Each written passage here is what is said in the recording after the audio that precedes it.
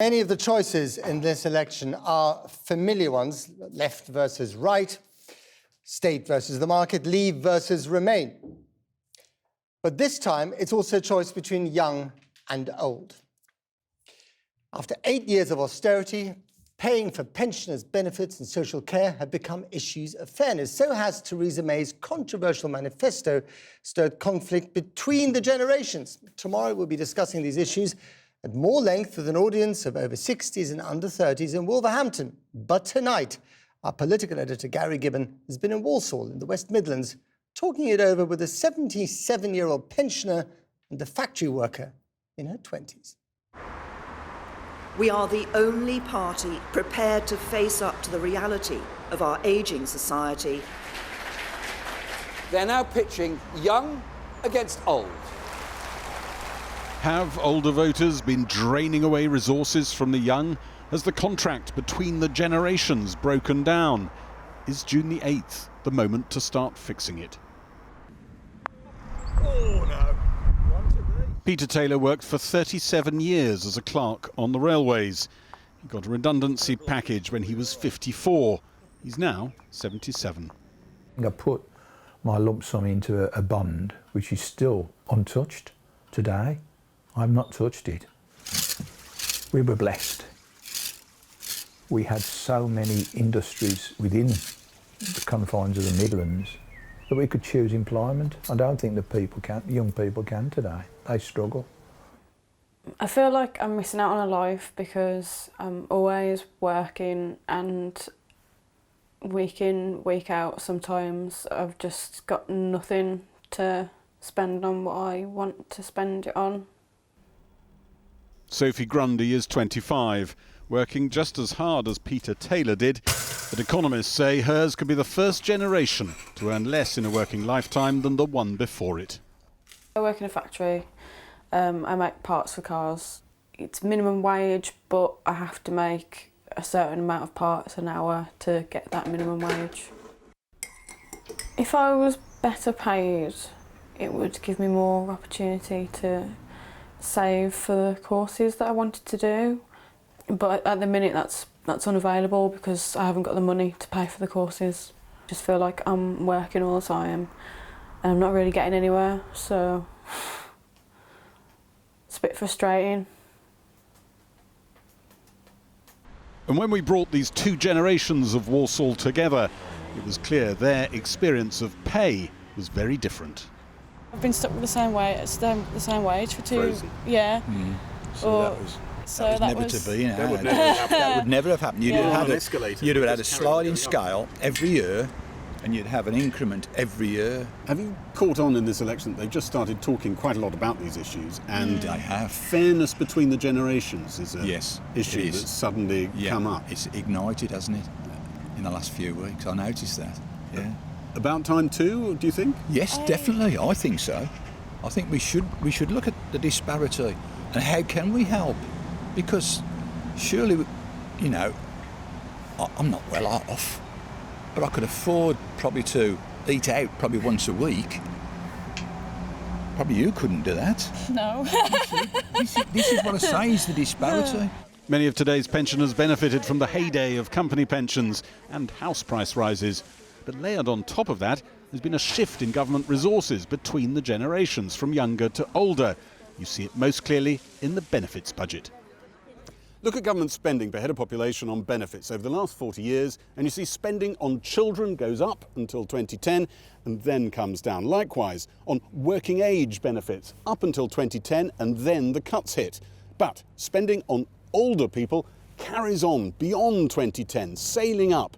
And analysis by the Resolution Foundation suggests the manifestos just published wouldn't alter those graph lines very much.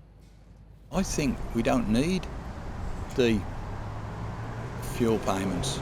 Probably not the bus pass. Probably we could pay for our bus passes. Those things, for me personally, and people in a final salary pension should be able to afford those themselves, I'm sure.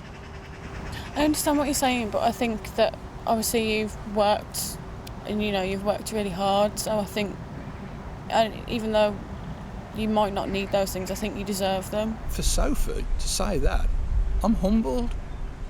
It really gets to me.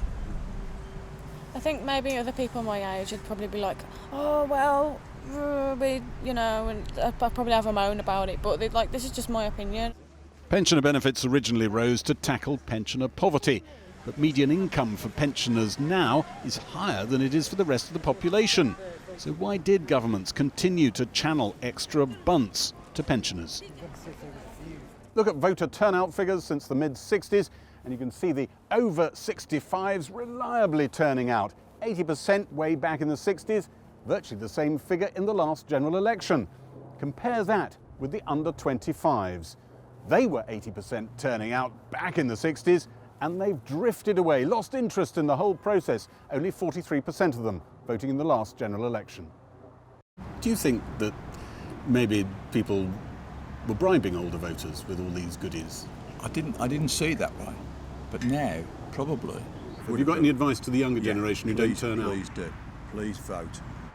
Even if the intergenerational contract is rebuilt in coming years, another crisis could be looming when today's young workers themselves ponder retirement. I have it's called Now pension, and that's basically 1% of what I earn a week that goes in. So on my pay slip it'll be all your deductions, and that'll be the last one at the bottom, and it's usually about £2 something. So that goes away a week. And do you have an idea when that'll provide a big enough kitty to retire on? Probably never. Crunching the numbers, if Sophie wants to get a pension the size of Peter's, she'd have to work until she's 89. A sign perhaps of another generational crisis looming before we've even sorted out this one. Right, well, let's go to our under-30s first to see how your future and your economic future is affecting the way you vote. Catherine Parks, do you feel there is an injustice? Yeah, I think a lot of the political parties seem to focus more on pensioners because they go out to vote, whereas you see the under-25s being left out of the living minimum wage. I have £50,000 worth of student debt. I have no savings, no chance of being able to afford a house anytime soon. And yet they've got a triple lock on their pensions. They're constantly being appealed to, whereas we're just left out. And what about Brexit? I think Brexit has been a big factor. I mean, I've actually had someone from the older generation apologise to me for the way their generation voted and for our future. Now, I'm not saying that Brexit shouldn't happen. That is the way the country voted, but it does seem to be that overwhelmingly young people voted to remain, and that wasn't considered. Well, we've got Bill Etheridge here from UKIP. Do you want to apologise to the young people in the room? No.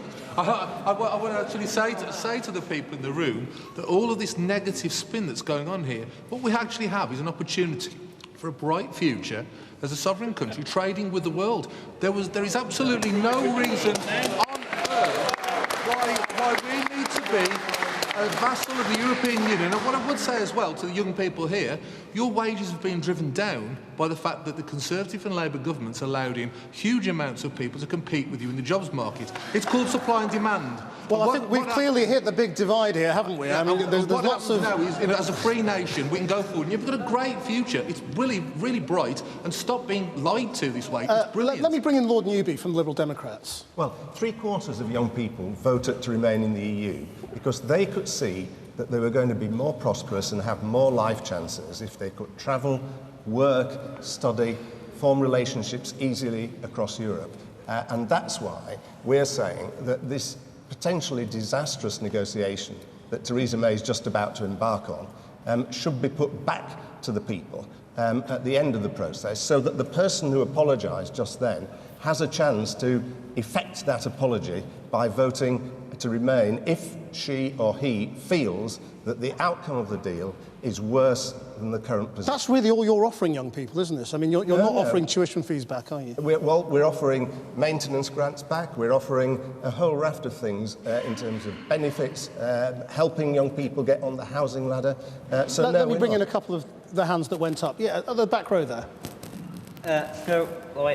Let's talk about what the UKIP man said, wherein he said that when we're a sovereign country, on our own, in the world, flourishing, that we will thrive. But let's think about what that was like before 1973, when when lots of the people over there will have been like my age, slightly older. We had an economy worse than that of Italy. Should any self-reflecting country have an economy worse than that of Italy? The good old days are a lie. You're dragging us back to an imaginary dream when we've only thrived in the European Union. OK, let's come over this side. There's a annoyed hand looking on the front. Not annoyed, no. I will say one thing about the Liberal Democrat approach. The only thing they can offer us is to lie down in front of Brussels and let them. But what do you say to this young man? What do you say to this young man who's just been accusing your generation? Well, we had a Labour government that was incompetent, a Conservative government that was incompetent. We were lied to as to what we were joining. We were told we were joining a trade organisation. You want to come back? Nothing political whatever. We are now in a situation where we risk being... from the Americans. Let him come back. Sorry. After World War II, we received the most aid from the Americans, and we grew slower than any other country, than Germany and Italy, which have been... Exactly. We did not get aid after the war. The Germans did. All right, let's not shout out at each other. Liam Byrne. Just what is clear from this conversation is that if we're going to build a new Britain after Brexit, we're going to have to unite like never before. We're going to have to pull together like never before. But what tonight has shown is that these two generations are utterly divided. They're not. They seem to think differently about everything. This is how you bring people together, because opportunity for the old is built, security for the old is built on opportunity for the young.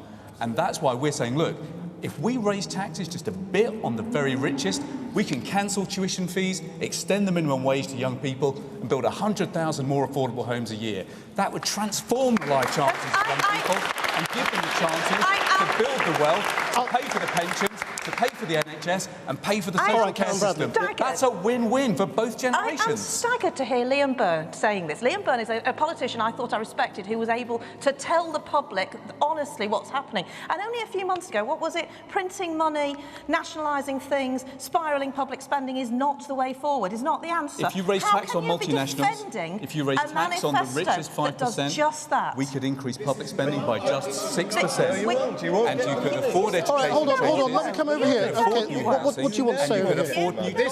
This kind of banter does not answer the question and the challenge that's facing the young.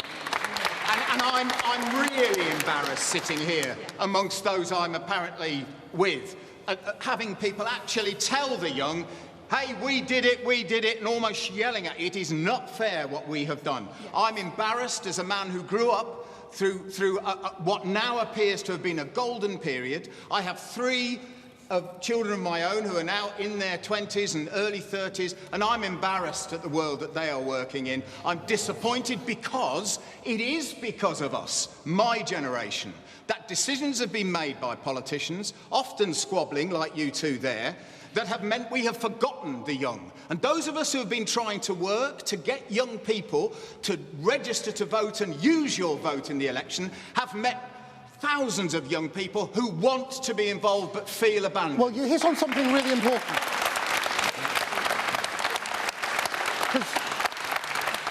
The figures that we showed just in the introduction to this showed that young people aren't voting. The figures have gone from 80-something% to 40-something%. Are you all going to vote? Yeah, and I think with Corbyn, he's really struck a chord with a lot of young people, and especially with Brexit. In terms of going into the negotiations, I think he will go in with us in mind, he will go in with students in mind, he will go in with working people in mind, and so we get the best deal from that. You're from the Greens, aren't you?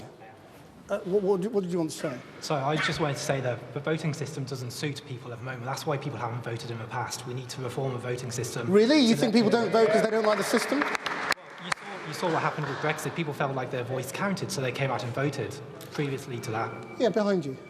Well, the first point that was made was young people are being disadvantaged because politicians are focusing on the older generation. That's because the young generation aren't going out and voting. So if all the younger generation do go out and vote, And it's very easy. You know, my polling station's across the road. Politicians will have to come and think what will be best for everyone and not this divide. Let me come over to this side and just talk very briefly about social care. Shirley Ann Jones, where are you?